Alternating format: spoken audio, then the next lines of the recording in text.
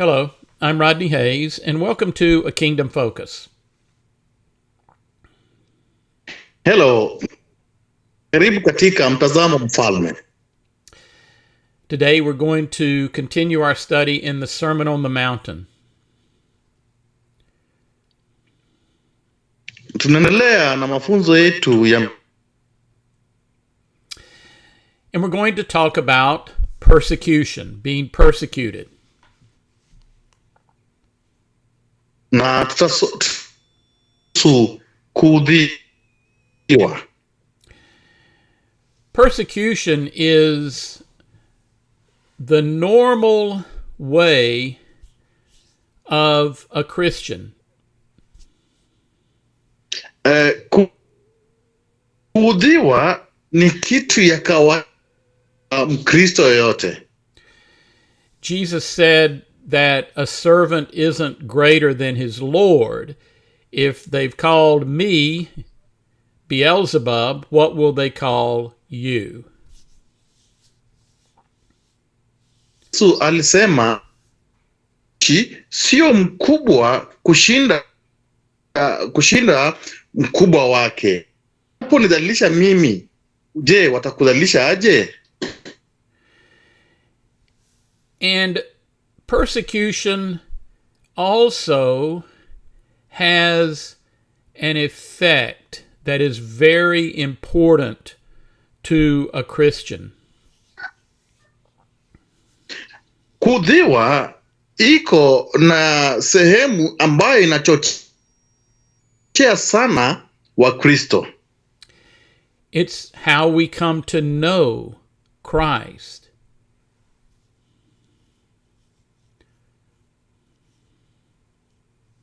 Ni muhimu kujua Kristo aliudhiwa. And it will take us probably at least 2 weeks to cover this topic.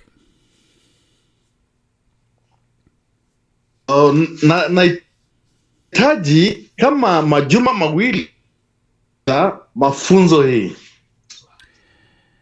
But it's a very important topic because, again, it's the normal way of a Christian, according to Christ, and it is how we come to know him.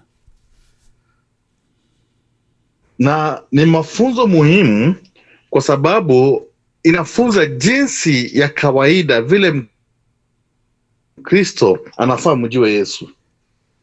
So let's begin. Matthew chapter 5, and we'll start in verse 10. Wacha tuanze Mathayo mlango wa 5, tutaanza na mstari wa 10. Blessed are they which are persecuted for righteousness' sake, for theirs is the kingdom of heaven. Heri wenye haki, wa mbingu ni wao. Blessed are ye when men shall revile you and persecute you, and shall say all manner of evil against you falsely for my sake. Heri ninyi watakapowashutumu na kuwaudhi kila neno baya kwa uongo kwa ajili yangu. Rejoice and be exceeding glad, for great is your reward in heaven. For so persecuted they the prophets which were before you. Furahini na kushangilia kwa kuwa thawabu yenu ni kubwa mbinguni. Ye are the salt Kwa of the earth. maana ndivyo walivyo kabla yenu. Ye are the salt of the earth. But if the salt have lost his savor, wherewith shall it be salted? It is thenceforth good for nothing, but to be cast out, and to be trodden under foot of men. Ninyi ni chumvi ya dunia, lakini imeharibika, itatiwa nini hata ikolee? Haifai tena kabisa, kutupwa nje na kukanyagwa na watu. Ye are the light of the world. A city that is set on an hill cannot be hid. ninyi ni nuru ya ulimwengu. Mji hauwezi kusitirika ukiwa juu ya mlima. Neither do men light a candle and put it under a bushel, but on a candlestick, and it giveth light unto all that are in the house. Wala watu hawawashi taa na kuiweka chini ya pishi, bali juu ya kiango, nayo yaangaza wote waliomo nyumbani. Let your light so shine before men that they may see your good works and glorify your Father which is in heaven. Vivyo hivyo nuru yenu na iangaze mbele ya watu, wapate kuyaona matendo yenu mema, wamtu Baba yenu aliye mbinguni. I believe all of these verses that we read, verse 10 to 16, are really talking about the same thing. Ninaamini ambayo tumesoma kuanzia 10 hadi 16 inaongelea kitu sawa. These verses talk about being persecuted. They talk about being salty. And they talk about being a light, a candle. Maana inaongea kuhusu kudhiwa, inaongea kuhusu chumvi, inaongea kuhusu mwangaza.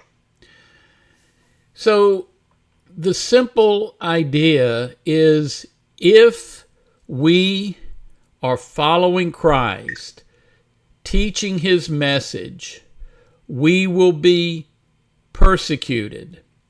And that is salt. That is when we are salty. When we are persecuted, that's when we are salty. Ukweli ni kwamba tunapofunza neno ya Kristo tutaudhiwa, na kwa kuudhiwa hiyo ndo kukua kama chumvi, kukolea kwa chumvi. And he says, if we aren't salty, if we lose that savor, then we're not good for anything.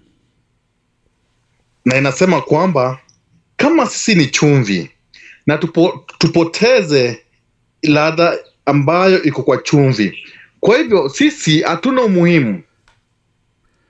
So you see, being persecuted, being an outcast, being called false names, that is the way of a Christian, and that indicates that you are salt that has not lost its savor. Kwa hivyo kwa kudhiwa, kwa kutupwa na kudharauliwa, hii inamaanisha kwamba unafanya kazi ya Kristo, na hiyo ni kuwa wewe ni chumvi ambayo imekolea. So I'm going to relate this to something we studied last week and the week before. Nitajaribu kufuatilia hii mafunzo na mafunzo ambayo tumejifunza wiki 2 ama 3 iliyopita. We talked about being a peacemaker. Tuliongea kuhusu kuwa wapatanishi. And one of the points that I made was that we should not fight to gain control of our country. Na kitu ambayo mojawapo ya kitu ambayo niliongelea ni kwamba hatufai kupigana ili tupate uongozi hata wa nchi yetu. We should not fight politically in order to cause our country to follow what we believe is right. Hatufai kupigana kisiasa ili tufanye nchi yetu ikue vile sisi tunafikiria inafaa ikue. And this relates to the idea of persecution in the following way. Na hii inafanana na hii sehemu ya kuudhiwa.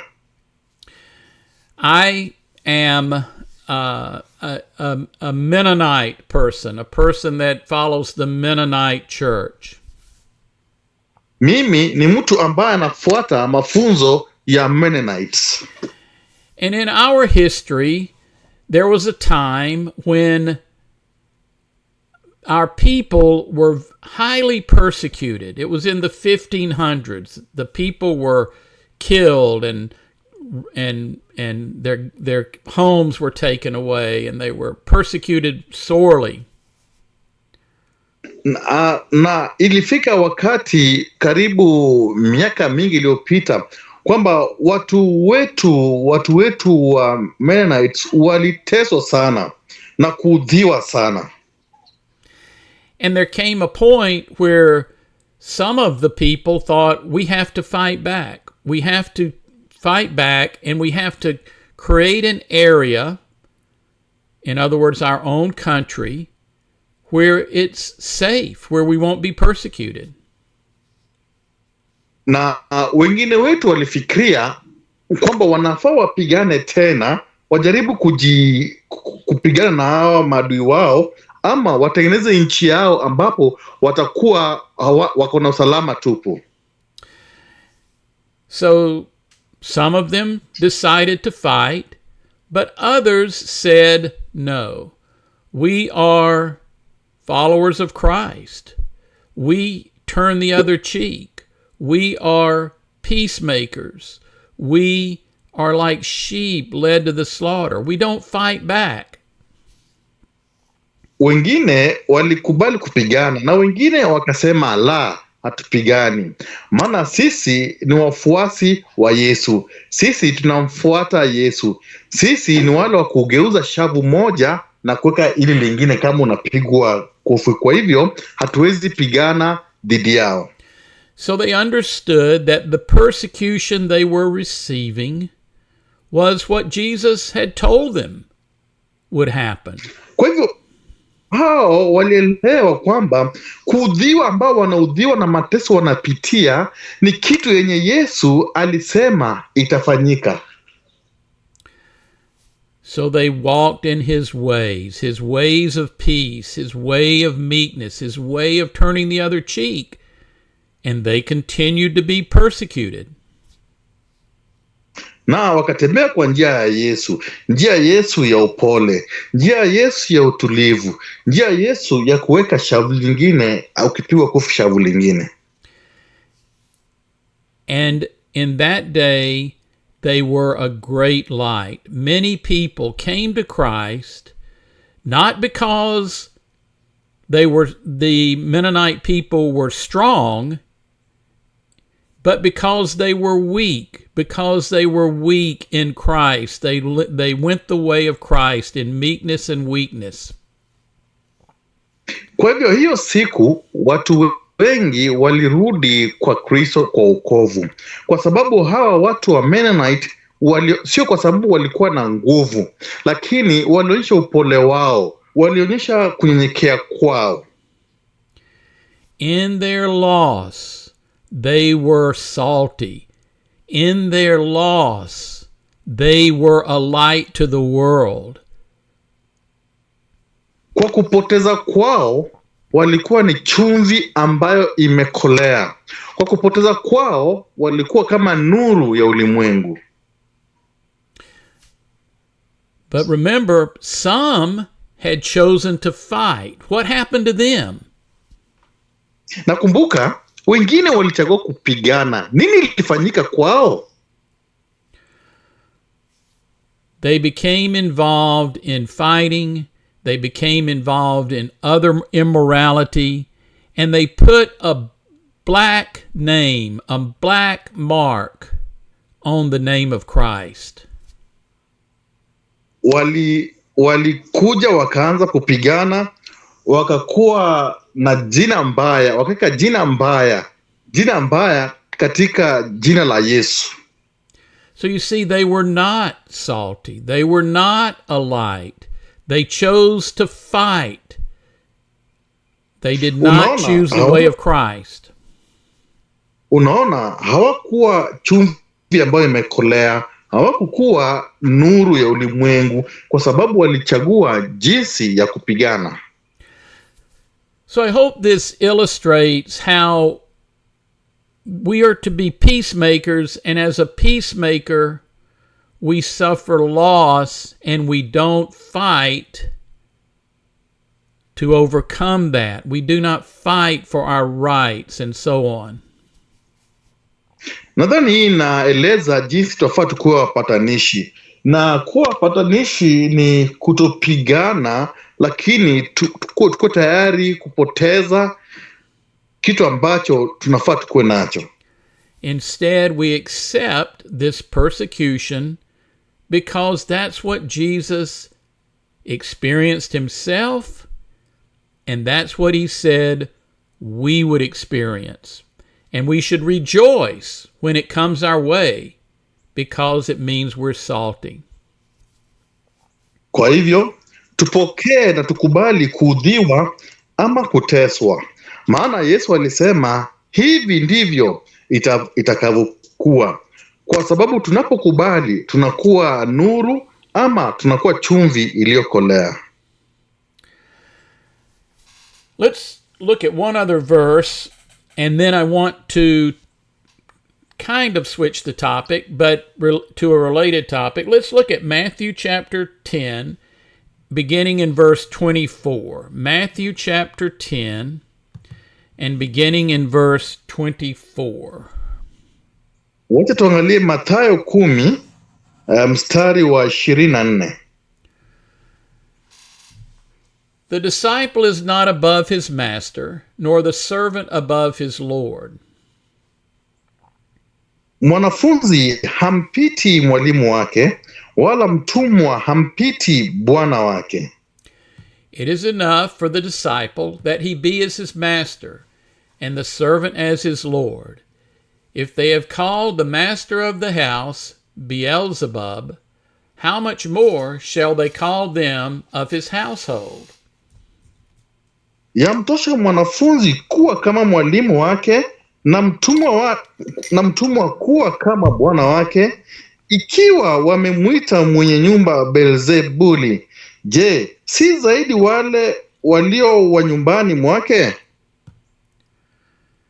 Fear them not, therefore, for there is nothing covered that shall not be revealed, and hid that shall not be known. Basi msiwaogope, kwa maana hakuna neno lililositirika ambalo halitafunuliwa, wala lililofichwa ambalo halitajulikana. What I tell you in darkness, that speak ye in the light, and what ye hear in the ear, that preach ye upon the housetops. Niwaambialo ninyi katika giza, lisemeni katika nuru, na msikialo kwa siri, lihubirini juu ya nyumba. And fear not them which kill the body, but are not able to kill the soul, but rather fear him which is able to destroy both soul and body in hell. Msogope wauao mwili, wasiweze kuiua na roho. Afadhali mwogopeni yule awezaye kuangamiza mwili na roho pia katika Jehanamu. So what is Jesus talking about here? Je, Yesu anasema nini hapa? He's talking about this life of persecution and trial that he himself experienced and that his disciples will experience. Anaongea kuhusu maisha ya kuudhiwa na mateso ambayo yeye aliyapitia, na kwa hivyo pia wanafunzi wake watapitia. It's a life where if we preach and teach and do the things that Jesus has taught us to do, then we will be persecuted. Ni maisha ambayo tukifunza mambo ambayo Yesu alitufunza, itabidi pia sisi tupate kuudhiwa ama kuteswa. And we are not to stop. We're to continue even when the persecution comes. Na hatufai kusimama. Tunafaa tuendelee hata kama majaribio na kuudhiwa inaendelea kuja. Verse 29, are not 2 sparrows sold for a farthing, and one of them shall not fall on the ground without your Father? Je, mashomoro wawili hawauzwi kwa senti moja, wala hata moja haanguki chini asipojua Baba yenu? But the very hairs of your head are all numbered. Lakini ninyi hata nywele za vichwa vyenu vimehesabiwa zote. You see, God allows this persecution to happen because it is a part of the experience of following Christ. It's a part of what Christ called the cross. Unaona, Mungu anakubali hii kuteswa na kuudhiwa itendeke kwetu kwa sababu ni sehemu ya kuzoea msalaba. Verse 31, fear not therefore, fear ye not therefore, ye are of more value than many sparrows.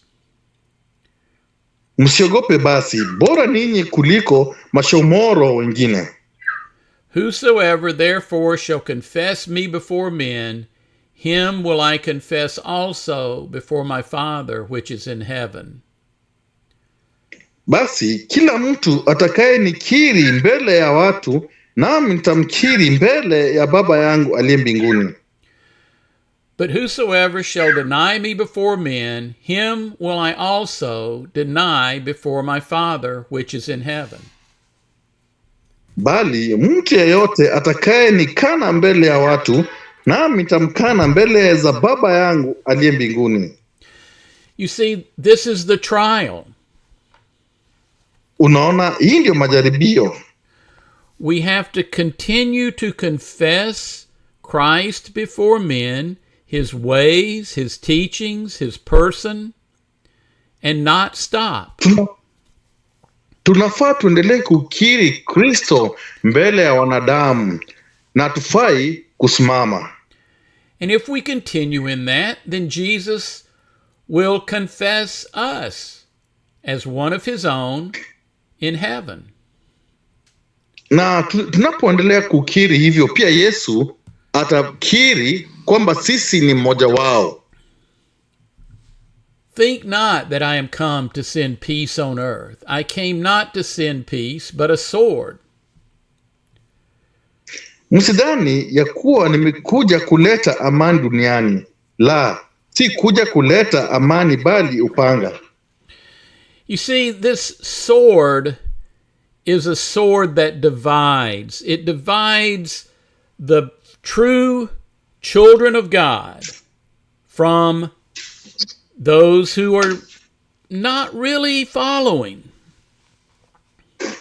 Unaona, hii upanga ni upanga ambao unatawanya watoto wa Mungu na wale ambao hawafuati. So I'll bring the idea back to this idea of political fighting. Kwa hivyo naleta wazo hii kwa ile wazo ya kupigana kisiasa. Many people in the United States believe that the United States is a special country that God created specially. Watu wengi wanaamini kwamba Amerika ni nchi ambayo iko na muhimu sana, specially ambayo imeumbwa na Mungu. And because of our special place, we have religious freedom. There's no persecution. Na kwa sababu ya sehemu maalum ambayo tuko nayo huko Amerikani, tuko na uhuru wa kuomba. Well, is that good? Je, hiyo ni mzuri? Jesus said that a servant is not greater than his Lord. If they persecuted me, they're going to persecute you. Yesu alisema mtumishi sio mkubwa kwa bwana wake. Kama walivyo ni dhulumu mimi, pia wewe utadhulumiwa. So did God change his mind and instead create a country called the United States where there's no persecution? Je, Mungu aligeuza mawazo akatengeneza nchi ya Amerika mahali ambapo hakuna kuudhiwa na kunyanyaswa? You see, the early Mennonite people were a light to the world, and it was in times of great persecution. Unaona, watu wa kwanza wa Mennonites walikuwa kama nuru ya ulimwengu, na walikuwa wa kubariki watu wengi. Jesus was a great light to the world, but he was persecuted all of his life, all of his adult life. He was called a deceiver and ultimately killed for his confession. Yesu alikuwa nuru ya ulimwengu, lakini aliteswa akaitwa muongo kwa sababu ya kukiri jina la Mungu. So you see, it's in persecution, it's in loss that the Christian people are a light to the world. Unaona, kwa sababu ya mateso, kwa sababu ya kuudhiwa, ndivyo Mkristo anakuwa nuru ya ulimwengu. So you see, when we fight to have a country where we have religious freedom, that's not the way of Christ. That's not what God has called his people to do. Unaona, tunapong'ang'ana kupigana ili tukuwe na nchi ambayo iko na uhuru ya kuabudu, hiyo sio sehemu ya Mungu. Verse 35, for I am come to set a man at variance against his father, and the daughter against her mother, and the daughter-in-law against her mother-in-law. Kwa maana nalikuja kumfitini mtu na babaye na binti na mamaye na mkwe mtu. A man's foes shall be they of his own household. Na adui za mtu ni wale wa nyumbani kwa mwake. He that loveth father or mother more than me is not worthy of me. And he that loveth son or daughter more than me is not worthy of me. Apendaye baba au mama kuliko mimi hanistahili, wala apendaye mwana au binti kuliko mimi hanistahili.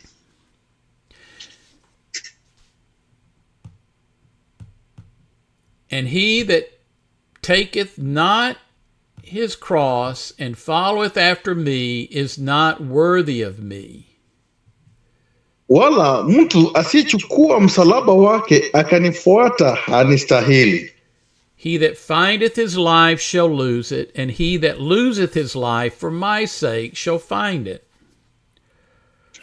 Mwenye kuiona nafsi yake ataipoteza, naye mwenye kuipoteza nafsi yake kwa ajili yangu ataiona. So you see, it's in loss, it's in persecution, it's in the cross of Christ that we actually become his disciples. Unaona, ni kwa kupoteza, ni kwa kuudhiwa na kukosa kwa ajili ya Kristo ndio tunakuwa wanafunzi wake. Thank you for listening. Asante kwa kusikiza.